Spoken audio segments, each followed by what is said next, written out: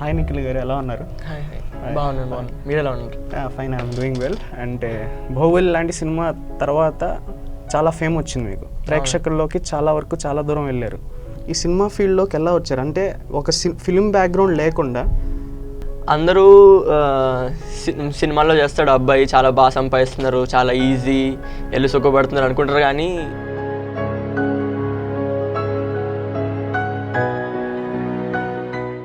చాలామంది గురువులు ఉంటారు యాక్టింగ్స్ నేర్పించినప్పుడు. అలా మీకు మీ లైఫ్లో ఎవరైనా గురు పర్సనల్? నాకు మా అమ్మే, మదర్. అంతా అమ్మే.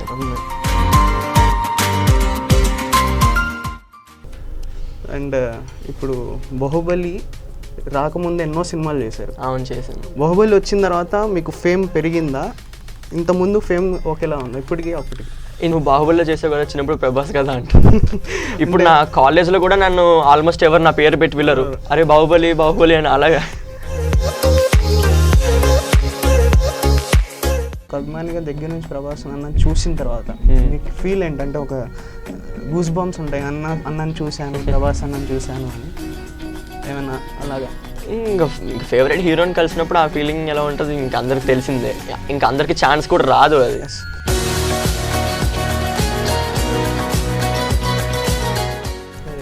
నెక్స్ట్ కాలేజ్ టాపరా మీరు? అంటే ఫ్రెండ్స్ మధ్య చాలా గొడవలు అవుతూ ఉంటాయి. కొన్ని ఇంట్లో చెప్పుకుంటాం, కొన్ని ఇంట్లో చెప్పుకోం. కొన్ని ఎమోషన్స్ అంటే ఎమోషన్గా ఫీల్ అయ్యి నేను ఇంట్లో చెప్పకూడదురా అని ఎప్పుడైనా అనిపించింది? నేను చెప్పాను కదా, నేను ప్రతి చిన్న విషయం మా అమ్మకి చెప్తాను, ఏ విషయమైనా. ఒకవేళ ఇప్పుడు నేను ఒక అమ్మాయి నచ్చిందమ్మా, ఈ అమ్మాయిని చూస్తానమ్మా రోజు అని కూడా నేను అమ్మకి చెప్తాను. అది అలా ఎప్పుడు లేదు. అంటే ఎంతమంది నచ్చారు? నేను పెద్ద ఎవరు అమ్మాయిల దగ్గరికి వెళ్ళను, ఇంకా ఆబ్వియస్గా అమ్మాయిలే నా దగ్గరికి వస్తారు. అదే వాళ్ళు ఎంతమంది వచ్చారో చెప్పట్లే మీరు. ఇందాక నేను ఫస్ట్ క్వశ్చన్ అది అడిగా. చెప్పాను కదా, ఇప్పుడు ఇప్పుడు ఇంత బాగుంది.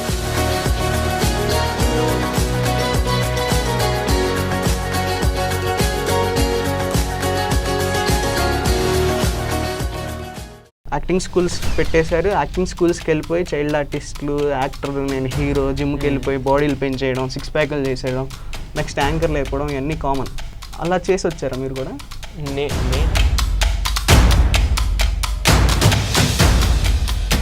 అంటే తప్పుగా అనుకోవద్దు ఈ క్వశ్చన్. మీకు తెలుసు ఇప్పుడు సినిమా ఇండస్ట్రీలో వచ్చిన కాడి నుంచి ఇలాంటి వాళ్ళు ఉంటారు. యాక్టింగ్ స్కూల్స్ పెట్టిన తర్వాత చాలా వరకు డబ్బు పెడుతున్నారు, వెళ్ళిపోతారు.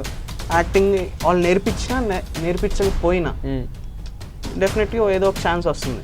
అంటే సినిమా ఇండస్ట్రీలో డబ్బు పెడితేనే సక్సెస్ అవుతారని 90% వరకు ఉంది. అది నిజమా? ఇప్పుడు నేను ఉన్నాను కదా ఎగ్జాంపుల్. ఇలాంటి